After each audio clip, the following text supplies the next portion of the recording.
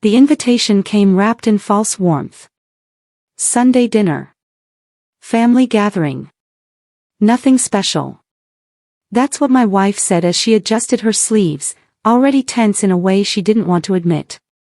Her brother had recently started dating someone new, and this would be our first time meeting her.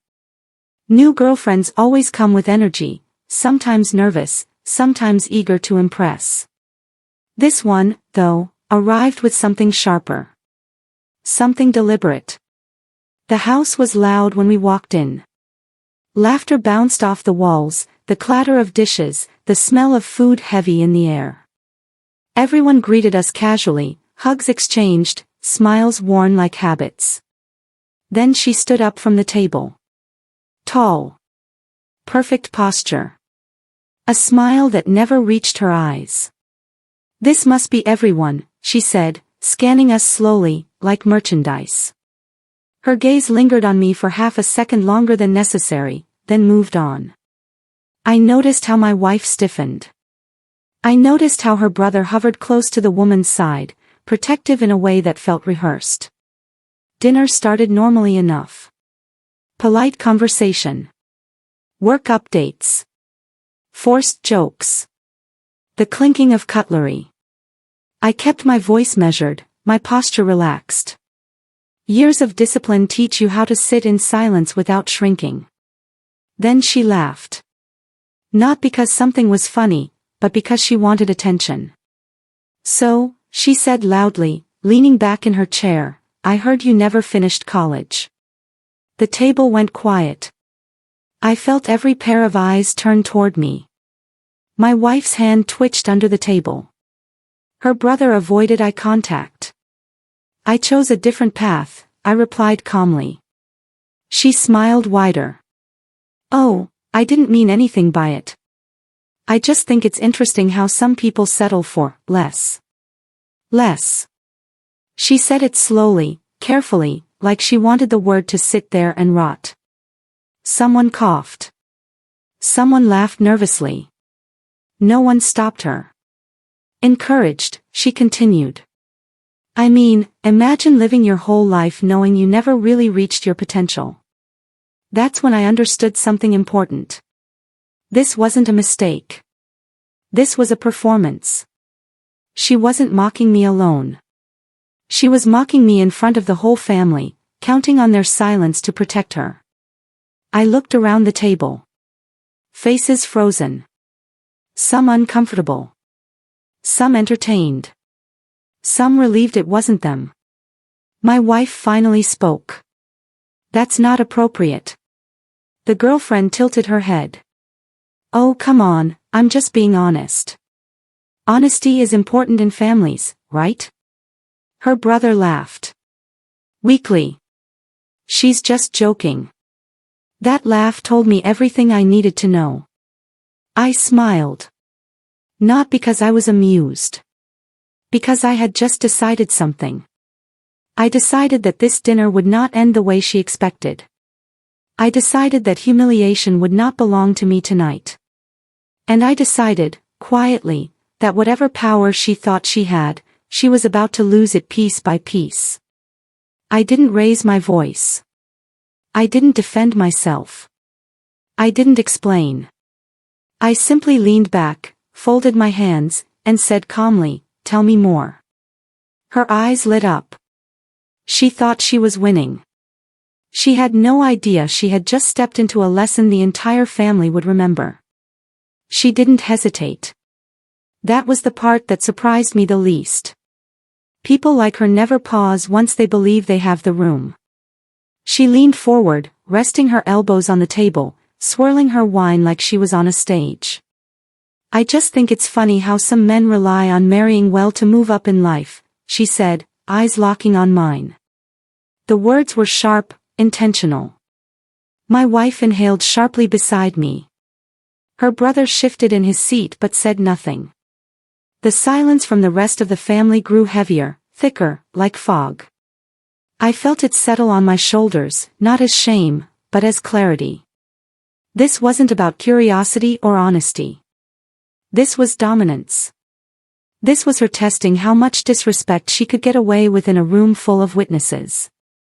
I nodded slowly, as if considering her words. That's an interesting perspective, I said evenly. A few heads turned, surprised I hadn't snapped. She smirked, mistaking restraint for surrender. I mean, she continued, louder now, ambition matters. Drive matters. I could never be with someone who didn't push themselves to be more. She glanced at my wife then, briefly, like a warning shot. That glance did something. I saw my wife's jaw tighten, years of loyalty and patience compressing into one fragile thread. Still, she stayed quiet, trusting me in a way that made my chest ache. I decided then that whatever I did next, I would do it cleanly. No insults. No raised voice. No spectacle that could be twisted against us later. Revenge doesn't need noise when it has timing. I turned my attention fully back to her. You're right, I said. Drive matters. Her eyebrows lifted. She didn't expect agreement. The table leaned in without realizing it. That's why I admire people who build something real, I continued calmly. Not just opinions. Not just appearances. But substance. Her smile faltered for half a second. Just enough. I reached for my glass, took a slow sip, and added, tell me, what do you do? The question landed harder than any insult could have. She blinked, caught off guard by the shift. For a moment, the room held its breath. I work in consulting, she said finally, lifting her chin. Brand strategy.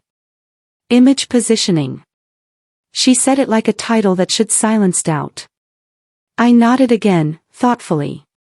That explains a lot, I replied. Her brother straightened, proud now, ready to bask in reflected importance. I didn't look at him. I kept my focus on her, steady, unreadable. So your job is helping people look successful, I said, voice even. Not necessarily be successful. Just look the part. A few forks paused midair. Someone cleared their throat. She laughed, a quick brittle sound. That's not what I said. No, I agreed, it's what you demonstrated. The temperature at the table shifted. She crossed her arms, defensive now. And what exactly do you do? She asked, leaning back, trying to regain control. That was the moment.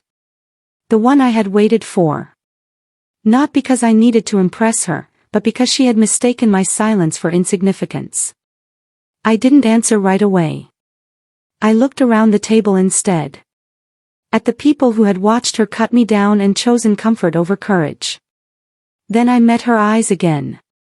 I solve problems, I said simply. The kind that don't announce themselves until it's too late. She scoffed. That's vague. I smiled. So is judging someone's worth by a dinner conversation. The words were calm, but they landed like a quiet crack in glass. My wife squeezed my hand under the table. I felt it then. The shift. The power she had walked in with was leaking out, not because I attacked her, but because I refused to play the role she assigned me.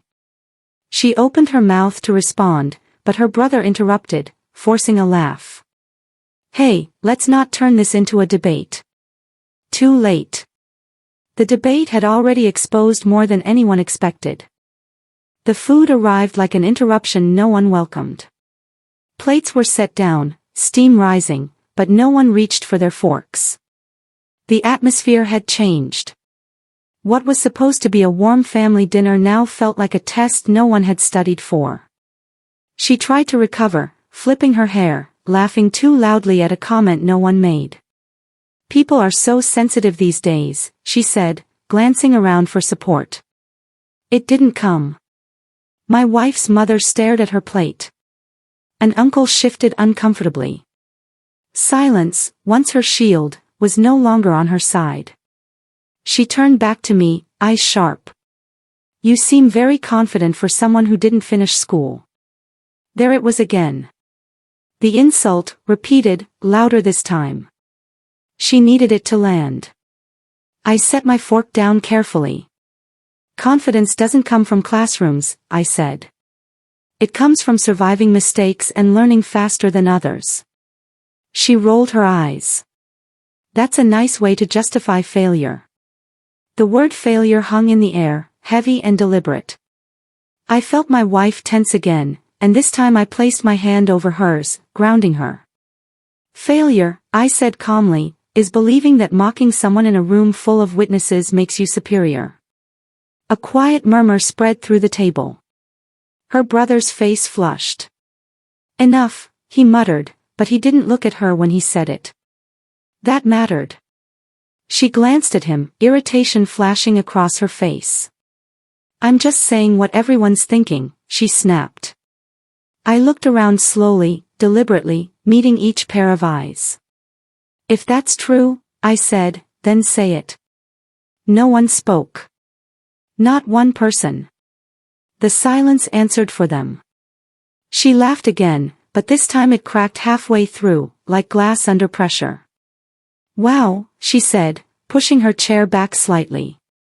So now I'm the villain for being honest. My wife's father finally cleared his throat. Honesty without respect is just cruelty, he said, voice low but steady. That was the first time anyone else had stepped in, and it shifted the balance instantly. She straightened, clearly not expecting resistance from him. I didn't mean it like that, she said, already backpedaling. I just grew up around people who value ambition. I nodded slowly. So did I replied. The difference is, they taught me not to confuse ambition with arrogance.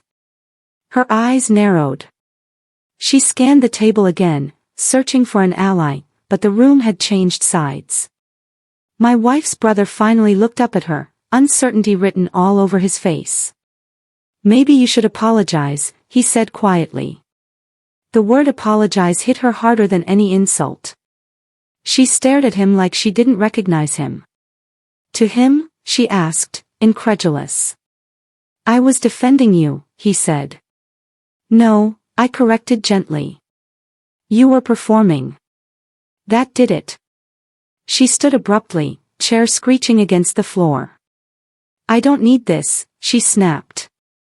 I was invited here. I met her gaze without flinching. So was I said. The difference is, I didn't come to prove I mattered. The room stayed silent as she grabbed her purse, storming toward the door. But just before she reached it, my wife spoke, her voice calm, clear, and unshaking. If you want to be part of this family, she said, you don't get to humiliate people we love. The door closed behind her with a final, echoing thud. No one moved for a long moment after the door slammed. The sound seemed to hang in the air, heavy with everything that had just been said and everything that could no longer be taken back. The silence pressed in on all of us, thick and uncomfortable, the kind that forces reflection whether you want it or not. My wife's brother rubbed his hands together slowly, staring at the empty doorway like he expected her to come back and rewrite the moment. She didn't. The food had gone cold, untouched, symbols of a dinner that was never really about eating. Finally, my wife's mother let out a breath she'd been holding far too long. I should have stopped that sooner, she said, her voice trembling with regret. No one argued. Because we all knew it was true. But regret has a strange way of arriving only after damage has already been done. My wife squeezed my hand, her thumb brushing my knuckles in a quiet apology that wasn't hers to give. I leaned closer to her, lowering my voice. You don't have to protect me, I whispered. But thank you for choosing me anyway. Her eyes filled, not with tears, but with something stronger. Resolve. Across the table, her brother finally looked at me, really looked at me, not as an accessory to his sister's life but as a man sitting across from him. I didn't realize how she talked to people, he admitted. She's different in private. I nodded. They always are, I said, not cruelly, just honestly. Power only feels good when there's someone beneath it. That sentence settled into the room like a truth no one could unhear. The night ended quietly after that. No dramatic speeches. No forced laughter. Just people leaving one by one, each carrying their own version of the evening home with them. But for me, something had shifted permanently. I hadn't raised my voice. I hadn't insulted her back. I hadn't needed to. I had stood still and let her reveal herself. And that is when I understood the real beginning of revenge. It doesn't start with retaliation. It starts with composure. With letting someone believe they're in control right up until the moment they realize the room has turned against them. What she didn't know yet was that this dinner was only the first crack. And once a mask slips in front of witnesses, it never fits the same way again. The silence after she left was not empty. It was heavy, layered, full of things that had been swallowed for years.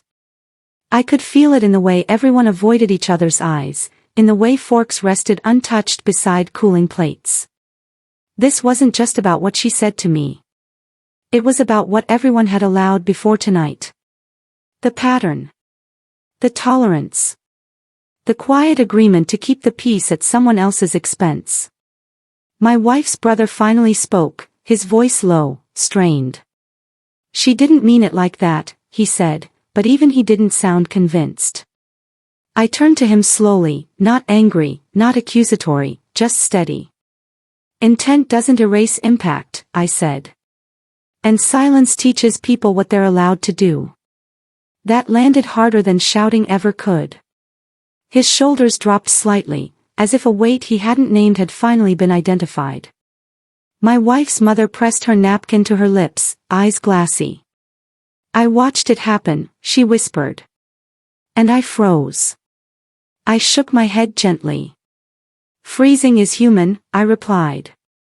But so is choosing better next time.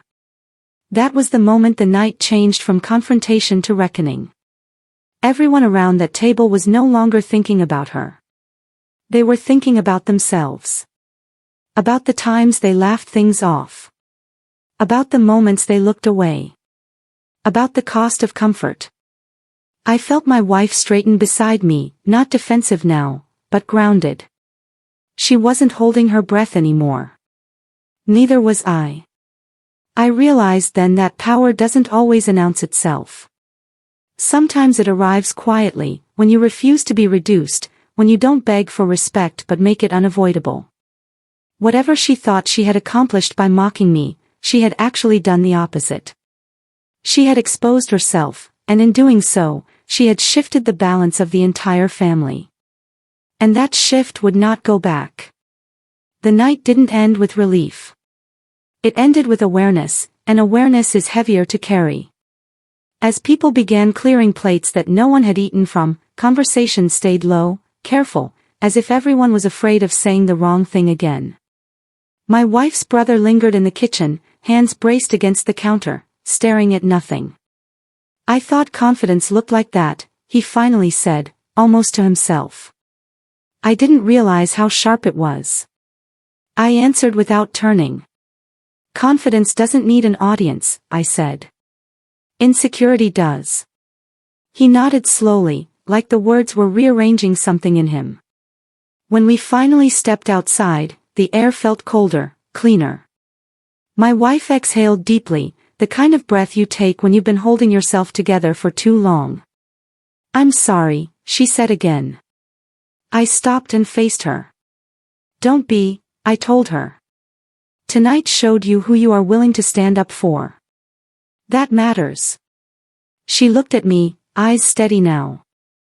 I chose you, she said. That simple sentence carried more power than anything said at the table. Inside the house, behind us, a family was recalibrating its boundaries. And somewhere else, a woman who believed humiliation was strength was beginning to realize that control doesn't survive exposure. This wasn't the end. It was the point of no return. The next morning, the echoes of the dinner hadn't faded. They followed us into the quiet routines of the day, into the way my wife watched her phone light up and then go dark again, into the way her brother's name appeared and disappeared on the screen without a message being sent. Tension doesn't vanish overnight. It settles, waits, reshapes itself. By midday, the family group chat stirred back to life, words typed and deleted, apologies half-formed and unsent. Finally, a message appeared from her brother. It was short. Careful. We need to talk. All of us. I showed it to my wife, and she nodded once. Not today, she said. That boundary was new. It felt deliberate, powerful. Meanwhile, across town, the story was already being rewritten.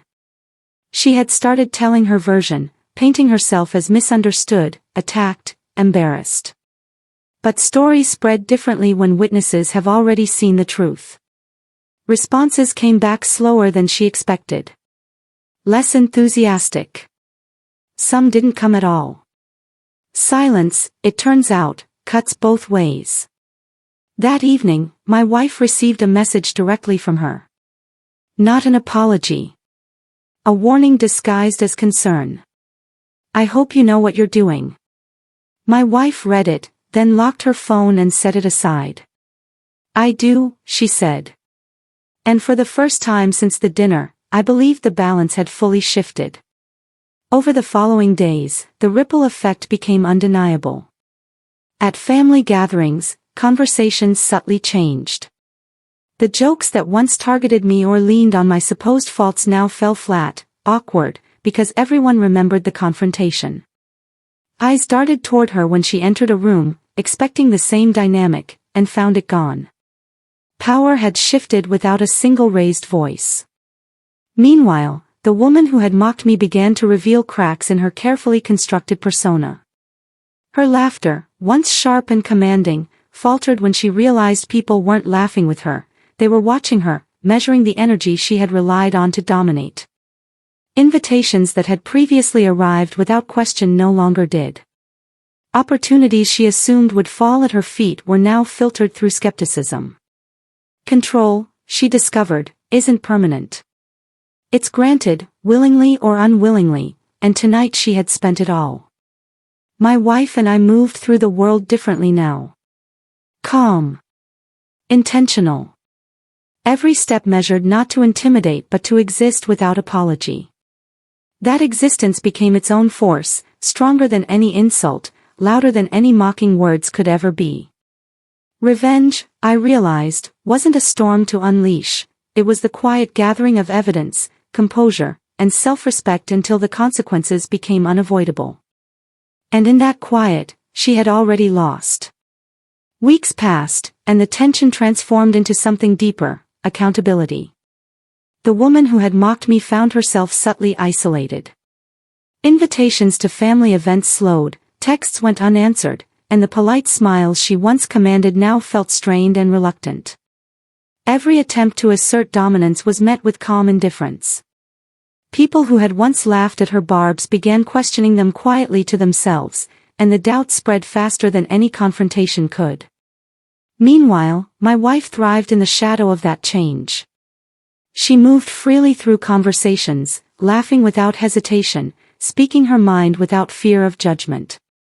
I watched her grow stronger, more confident, and realized the full scope of what had shifted. Power had never belonged to insults or arrogance, it belonged to composure, to patience, to self-respect. By refusing to engage in her theatrics, by holding our ground with dignity instead of anger, we had done something far more potent than revenge. We had dismantled the illusion of control she had built, and she was powerless to rebuild it in the face of quiet, unshakable strength. The real victory wasn't the discomfort she felt, it was the unshakable freedom we had claimed for ourselves. Months unfolded like a slow-burning fire, and with each passing day, the consequences of that dinner rippled further than anyone anticipated.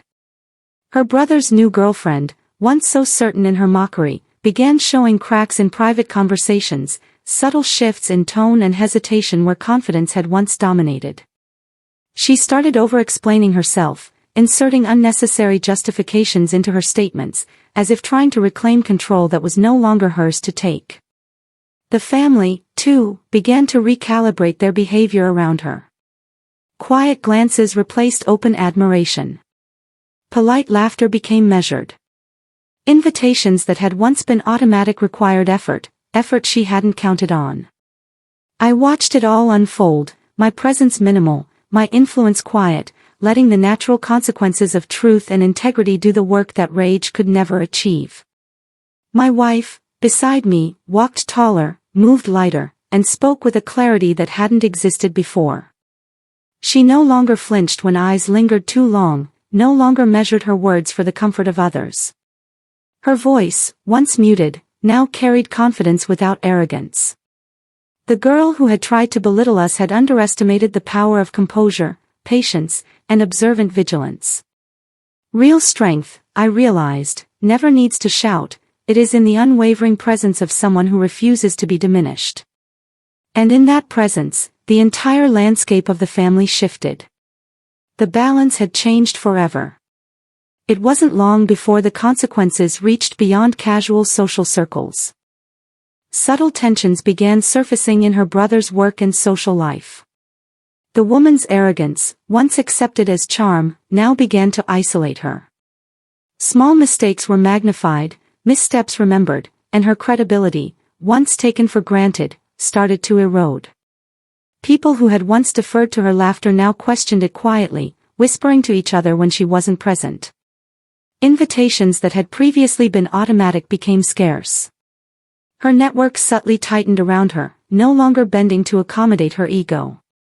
At home, my wife and I maintained our calm, almost imperceptible power.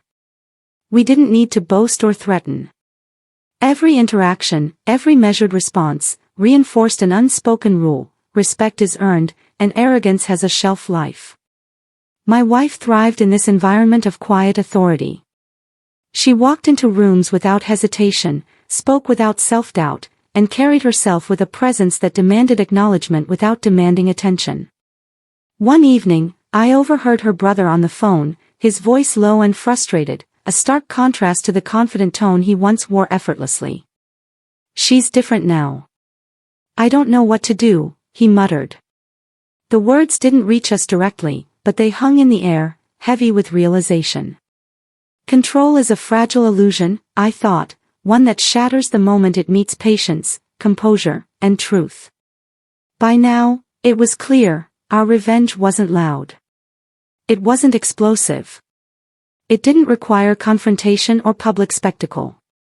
It was a relentless, silent force that exposed the truth, allowed accountability to unfold naturally, and reshaped relationships from the inside out.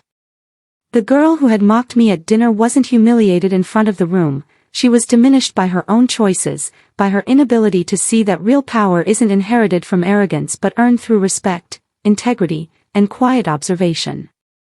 And in that realization, we discovered something profound: revenge isn't about breaking others. It's about standing unwavering, letting the truth and self-respect do the work that anger alone never could. The turning point came during a family gathering months later, one that was meant to celebrate a birthday but instead became a subtle battlefield of presence and perception. She arrived, poised and practiced, with the same forced smile and perfectly measured confidence she had relied on for months. I noticed immediately how different the energy in the room felt. Conversations that had once revolved around her now paused subtly when she spoke. Eyes flickered toward my wife, not with judgment but with curiosity and respect. Her brother's girlfriend tried to dominate the attention, telling stories, inserting jokes, and laughing with the same sharp edge that had once cut me deeply. But now, her attempts landed awkwardly. The laughter that followed was hesitant, polite rather than eager. She realized too late that the room no longer rewarded arrogance. Power, it seemed, had shifted quietly, invisibly, and yet unmistakably. My wife moved through the gathering with grace and confidence. She didn't speak to provoke or to prove a point. She simply existed fully, with clarity and calm, and that presence demanded acknowledgement. Every compliment she received was genuine, earned, and unforced. I watched the subtle frustration ripple across the woman's face, the realization that dominance cannot be demanded, it must be recognized. Later, in a private moment, my wife confided in me. "It's strange," she said, her voice steady. "I feel free. I don't need to fight her or prove anything. She's losing herself without me even lifting a finger." I nodded, understanding completely. True power doesn't need a confrontation. It grows quietly, like roots under the surface, until the tree it supports stands taller than any storm can shake. That night, as the family gathered to leave, I saw her slink quietly to the car, her head lowered, the practiced confidence eroded by the slow, inexorable weight of truth. The lesson was clear: arrogance may impress at first glance, but patience, composure, and dignity outlast any fleeting performance. And in the end, the only victory that truly mattered was the one we carried silently within ourselves. The days that followed solidified the shift. Subtle changes became undeniable patterns. Invitations she had once accepted without thought now went unanswered. Messages that once commanded immediate replies lingered, unread. Friends who had once laughed at her jokes now paused, exchanging glances that said more than words ever could. Every social misstep she made, every attempt at charm or manipulation, was quietly observed, documented in memory if not on paper. At home, my wife flourished. She no longer flinched at subtle jabs, no longer measured her words to avoid ridicule. She spoke her mind clearly, with authority tempered by empathy, and people responded instinctively. The confidence she carried wasn't loud or performative, it was a quiet force that commanded attention simply because it existed. I watched as she reclaimed her space, asserting herself without aggression, correcting assumptions without confrontation, and living openly in ways that were previously forbidden under the shadow of fear. The woman who had mocked me began showing cracks in private moments. Offhand comments were misinterpreted, jokes landed poorly, and her carefully constructed persona began to crumble. I observed the frustration grow in her brother, who had once stood so proudly by her side. "I don't know how she's doing it," he muttered one afternoon, more to himself than anyone else. The answer was simple: she wasn't doing anything to him. She was doing everything for herself. I realized then that the true power of our strategy wasn't revenge in the conventional sense. It wasn't about retaliation or spectacle.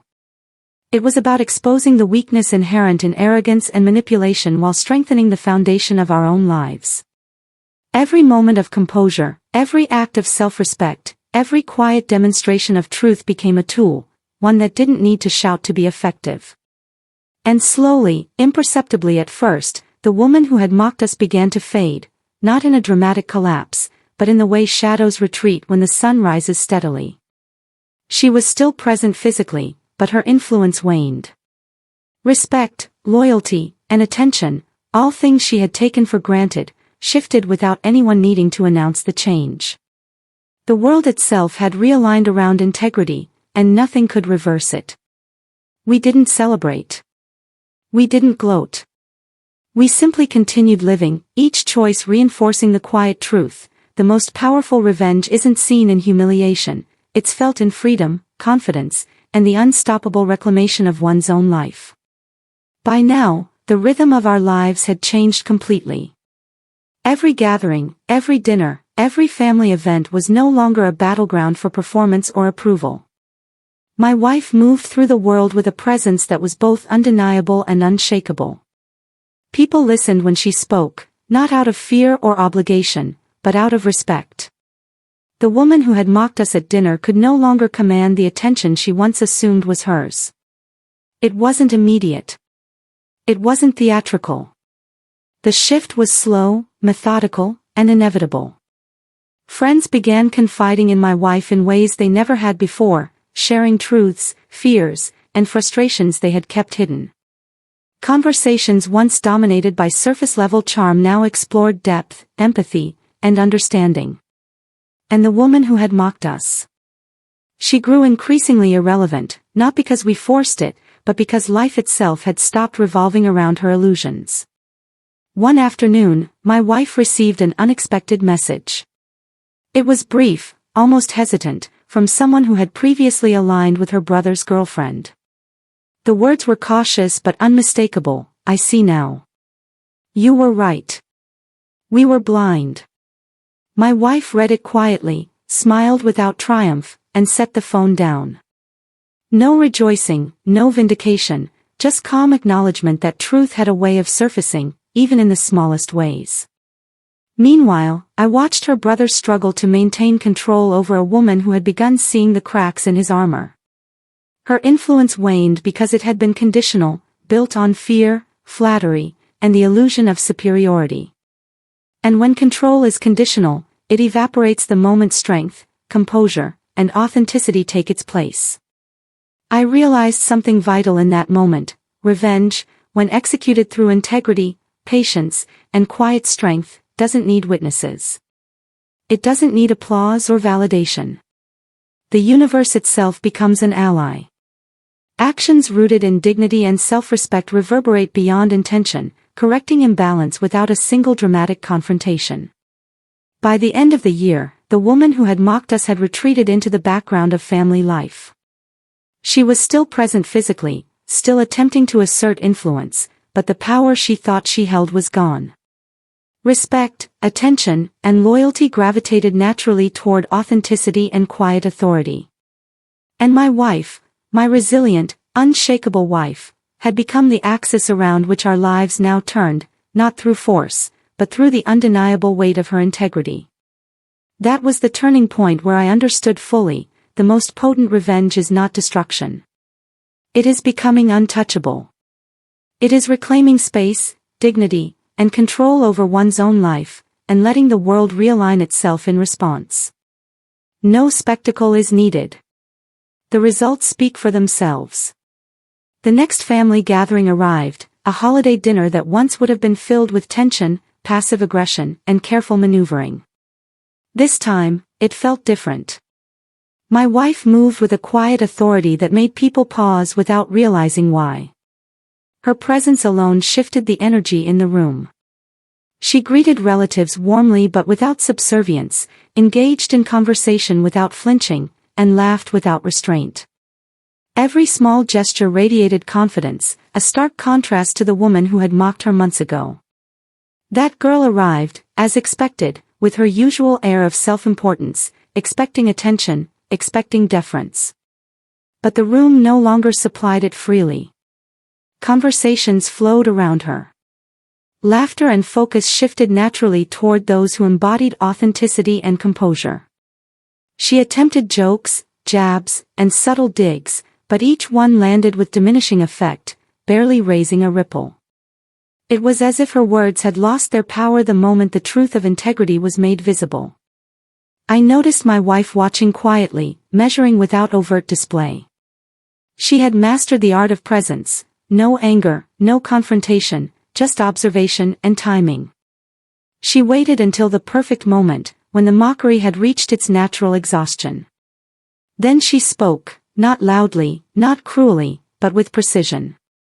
A simple comment, a factual correction to a subtle exaggeration, spoken calmly. The air shifted. People listened, nodded, and agreed. The mocker's face tightened, a flicker of frustration crossing her features. There was no yelling, no spectacle, only the undeniable weight of truth delivered with grace. Her brother, caught between loyalty to a girlfriend and respect for his sister, faltered visibly. He tried to interject, to recover control, but his words felt small, hollow. The room had already decided, unconsciously, who held the weight of respect. And it wasn't him. The subtle but unmistakable humiliation played out not in shouts or tears, but in silence and glances. The power had shifted naturally, without force. Later that evening, as dishes were cleared and candles burned low, my wife leaned toward me, a quiet smile on her lips. "They're learning," she whispered. I nodded. I understood fully. Revenge had never been about destruction. It had been about restoration. Restoration of dignity, of boundaries, of self. It was about becoming untouchable, about letting arrogance meet its own limits while we continued to grow stronger.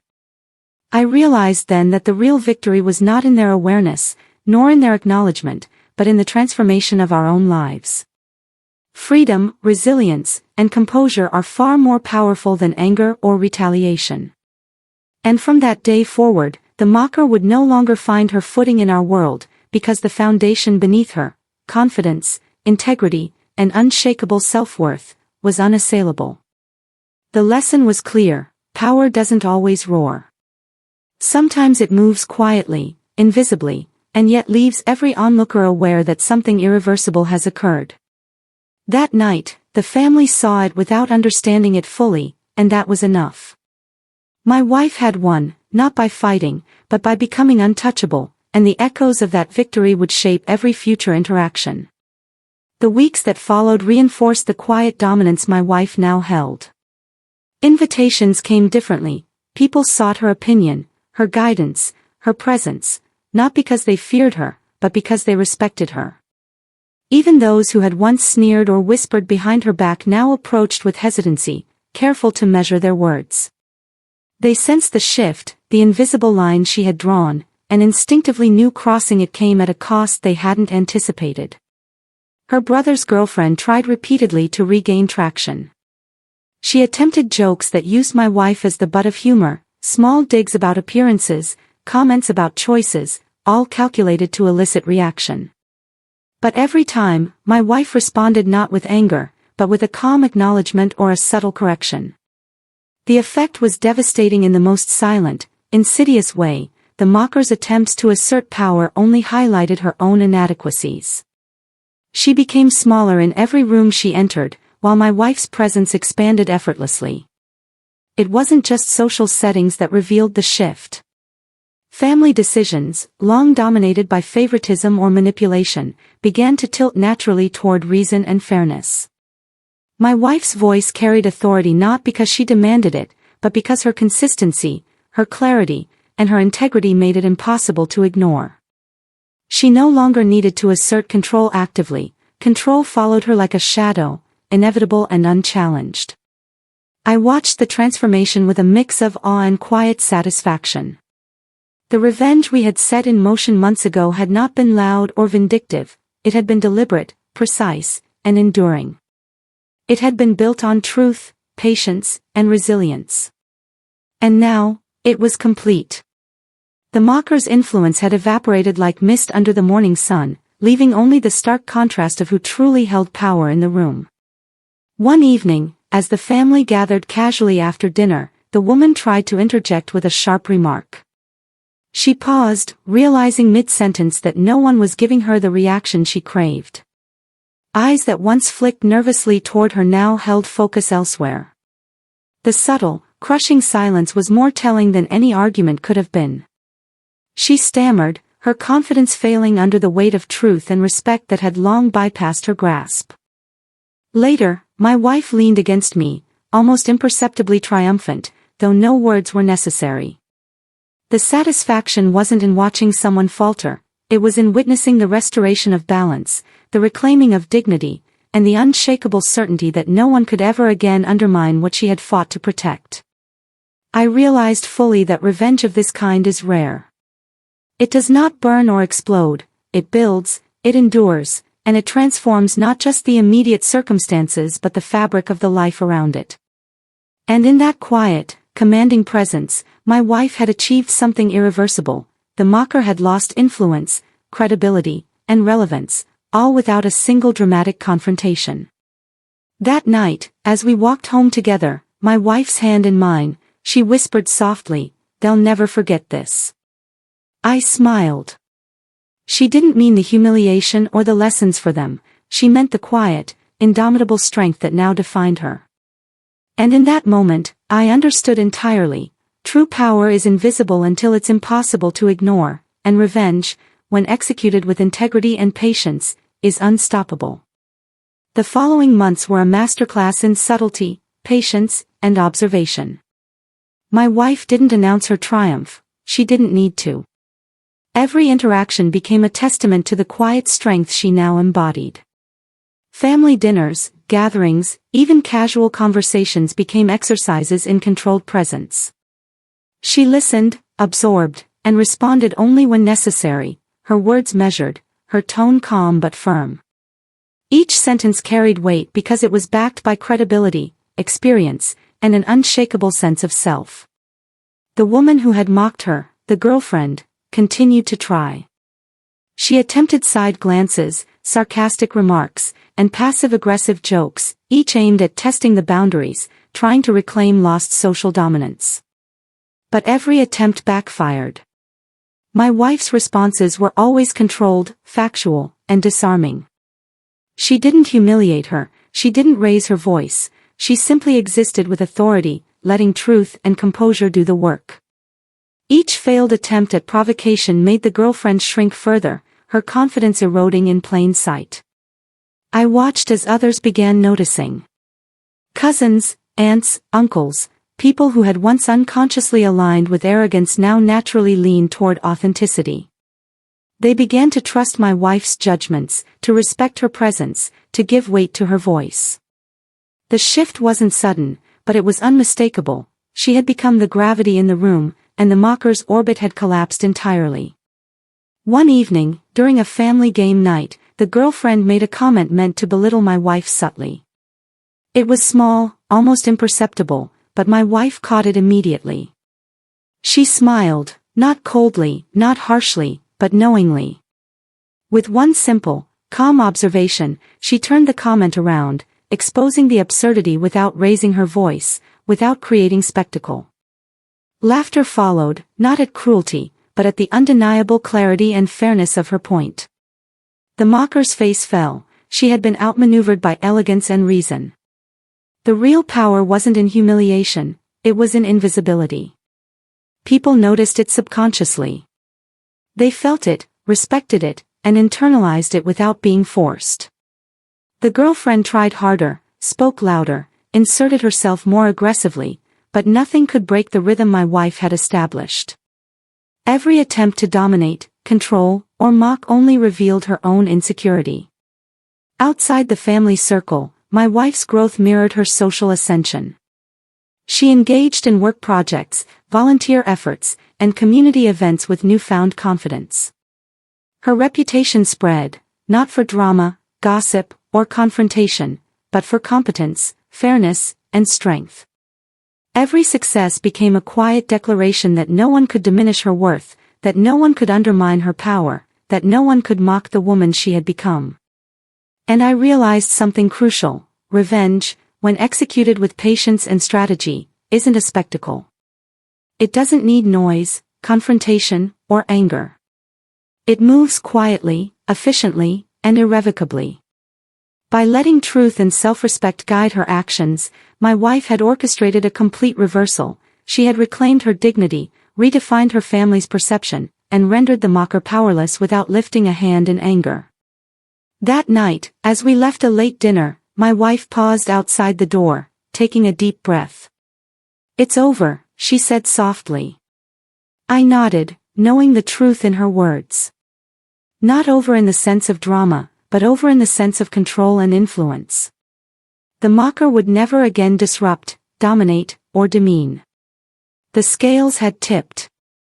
And the weight of quiet victory settled over my wife like a cloak, heavy with justice, light with freedom. The days that followed deepened the transformation in ways even I hadn't anticipated. My wife's confidence no longer relied on anyone else's approval, it radiated naturally, effortlessly.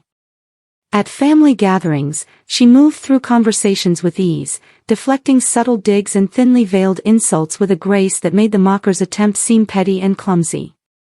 Every word, every glance, every pause was intentional.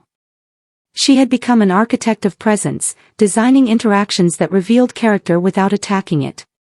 The girlfriend, meanwhile, began to crack under the weight of her own facade. Her laughter, once loud and overconfident, started sounding forced. Her attempts to dominate discussions were met with polite, undeniable logic that exposed inconsistencies and contradictions. Cousins who had once whispered about my wife's supposed weakness now leaned in, curious, respectful. The dynamic had shifted so subtly that outsiders could barely name it, yet it was undeniable. My wife had seized control of the room without anyone noticing until it was already hers. One evening, during a family celebration, the girlfriend attempted her most brazen insult yet. She made a comment about my wife's past, a veiled jab meant to humiliate in front of everyone. But my wife didn't flinch. Instead, she paused, smiled faintly, and replied with a calm story, an anecdote from her life that was both true and subtly illustrative, turning the remark into a lesson rather than an attack. The room fell silent for a moment, then erupted in laughter, not at cruelty, but at the brilliance of the retort. The girlfriend's face turned pale. For the first time, she realized that her weapons, mockery, sarcasm, intimidation, were powerless against composure, intelligence, and earned respect. I watched quietly from across the table, amazed at the precision of her strategy. This wasn't about revenge in the way the world understood it. There were no shouting matches, no dramatic confrontations, no public scenes. The real revenge was invisible, internal, and unstoppable. She had reclaimed her dignity, established authority, and shifted the family's perception forever. Every failed attempt by the mocker only strengthened my wife's position, each failure a silent affirmation of her power. By the end of that night, the girlfriend had begun to withdraw subtly, her dominance replaced by uncertainty. She spoke less, laughed less, and for the first time, she no longer set the tone of the room. My wife, on the other hand, moved freely, smiling genuinely, confident in the knowledge that the battle had been won, not with force, but with quiet, unshakable strength. And in that quiet triumph, I understood the lesson fully: true power isn't loud. True power doesn't humiliate, it transforms. By remaining steadfast, composed, and true to herself, my wife had orchestrated a victory so complete that the mocker's influence evaporated without anyone needing to confront it directly. The family witnessed the shift, but they didn't need to understand it, they felt it. And that feeling, that undeniable aura of respect and authority, was my wife's ultimate revenge. Weeks turned into months, and the transformation became permanent. The girlfriend, once loud, brash, and confident, now hesitated before speaking, measured every word, aware, even if subconsciously, that her attempts at dominance were meaningless. My wife moved through life unshaken, her voice steady, her presence commanding respect without demanding it. At family dinners, her laughter was light, unburdened, warm, but unmistakably hers. She didn't need approval, she didn't need to prove anything. She simply existed, and the room adjusted around her. Outside the family circle, her personal life flourished as well. Opportunities she had once overlooked or shied away from now fell into her path. Invitations for collaboration, mentorship, and professional growth came naturally because people gravitated toward competence, confidence, and authenticity. Each success reinforced the lesson: power earned through self-respect, patience, and strategy is unassailable. The girlfriend tried occasionally to reclaim her footing, but every attempt was met with quiet intelligence, polite firmness, and a calm that could not be shaken. Her frustration became visible, small gestures, fleeting expressions, but my wife never exploited them.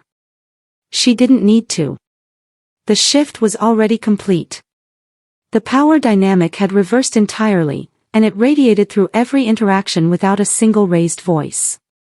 One evening, my wife came home after a particularly tense family gathering. She sank into the sofa, a small, satisfied smile on her face. "It's over," she said softly. "Not because I fought her, but because she can't fight me anymore." I nodded, understanding the magnitude of her words. This was the ultimate revenge, not humiliation, not exposure, not anger. It was reclamation. She had taken back her space, her authority, and her dignity, leaving the mocker powerless and irrelevant. Months later, the family noticed the shift in subtle ways. Invitations stopped being competitive or performative. Conversations became more authentic. The room naturally settled around my wife's presence, and the mocker, once the center of attention, became a shadow, unnoticed, unheard, and increasingly invisible. My wife's final triumph wasn't marked by drama or spectacle, it was marked by peace. She moved freely, laughed freely, and made decisions freely, without the weight of fear, doubt, or scrutiny. Her life became a testament to the quiet power of integrity, patience, and self-belief. And I realized, in that moment, the deepest truth of all: revenge isn't about making someone pay. Revenge, at its most powerful, is about rising above, reclaiming what is yours, and transforming yourself in ways no one can touch. By standing her ground calmly, strategically, and with unwavering self-respect, my wife had achieved a victory so complete, so profound, that it left the mocker powerless without a single act of aggression, and in that silence, the strength of her triumph spoke louder than any words ever could. By the time the next family gathering rolled around, the shift was undeniable. My wife no longer reacted to the girlfriend's thinly veiled jabs, she didn't need to. Her presence alone commanded attention. Every glance, every word, every gesture was infused with a quiet authority that drew people in and exposed the mocker's insecurities without a single confrontation. The girlfriend attempted her usual smirk, her cutting remarks, her subtle interruptions, but they fell flat, bouncing off an invisible barrier of confidence my wife now carried like armor. The room watched in near silence. Cousins, aunts, uncles, and even distant relatives, people who had long turned a blind eye, noticed the transformation. They saw the girlfriend's frustration growing, her attempts at dominance faltering, while my wife's calm, assured aura expanded effortlessly. It wasn't a battle of volume or theatrics. It was a war of substance versus pretense, and substance always wins. Then came the moment no one saw coming. The girlfriend, desperate to regain control, made a sweeping, dismissive comment meant to belittle my wife in front of the entire table. Laughter, the kind that once supported the mocker's arrogance, rose from several family members. But it wasn't mockery, it was subtle disbelief at the audacity and the futility of her attempt. My wife smiled, slow and deliberate. "That's interesting," she said softly, almost conversationally, "because I remember the last time someone tried to define me for who I am not. And it didn't work out so well for them." The words were simple. Casual. Yet they carried the weight of months of patience, strategy, and self-reclamation. The girlfriend froze, her eyes darting around, realizing too late that her influence had evaporated. The family watched the exchange unfold, absorbing the gravity of the shift. The laughter that had once empowered the mocker now underscored her irrelevance. She had no allies. Her power base, built on fear and manipulation, had dissolved quietly but completely. By the end of the evening, everyone in the room understood something without anyone saying it aloud: the dynamic had changed permanently. The mocker's arrogance had been met not with anger or vengeance, but with mastery of presence, patience, and strategy. My wife had turned what could have been humiliation into a public lesson in resilience and power. In the weeks that followed, the girlfriend's attempts at subtle intimidation ceased entirely. She withdrew from family gatherings, her voice reduced to whispers, her confidence visibly diminished. Meanwhile, my wife's life expanded. Invitations, opportunities, and respect flowed to her naturally. She led conversations with ease, encouraged others, and built relationships rooted in authenticity. The final twist, the part that left everyone genuinely shocked, came months later. During a family dinner where the girlfriend was absent, my wife shared a story about a challenge she had overcome, a professional triumph she had quietly achieved during the months of rebuilding her life. The room erupted in astonished admiration. Even the relatives who had once doubted her leaned forward, hanging on every word. The truth was undeniable: she had not only survived the mockery and manipulation, she had flourished. By the time she left that evening, the whispers weren't about her mistakes, her past, or the attempts to undermine her. They were about her brilliance, her composure, and the undeniable presence that had turned every adversary's attempt to diminish her into a showcase of their own irrelevance. The girlfriend, watching from a distance, could do nothing. Every move she made, every tactic she had relied upon, had been neutralized. And the most shocking part? No one had seen a single aggressive move from my wife. No shouting, no direct attacks, no melodrama. Just patience, strategy, dignity, and unshakable self-respect. When the story of the transformation eventually reached distant relatives, friends, and even casual acquaintances, jaws dropped. People could not believe the quiet, methodical rise of a woman who had once been mocked openly in her own family. She had turned humiliation into influence, fear into admiration, and mockery into respect. By the time it was over, the family, and everyone who witnessed the aftermath, understood this irrefutable truth: revenge does not always roar. Sometimes, it whispers, it strategizes, it builds, and when it arrives, it is absolute. My wife had orchestrated a victory so complete, so profound, that it left everyone stunned. The mocker had been dethroned not by conflict but by strength, patience, and the power of a life reclaimed. And in that final, breathtaking conclusion, the room, and everyone who heard the story afterward, learned something unforgettable: power taken by aggression can be fleeting. Power earned through resilience, integrity, and self-respect is eternal. My wife didn't just survive the mockery. She became untouchable. And that was the revenge that no one, not even the boldest critic, could ever anticipate.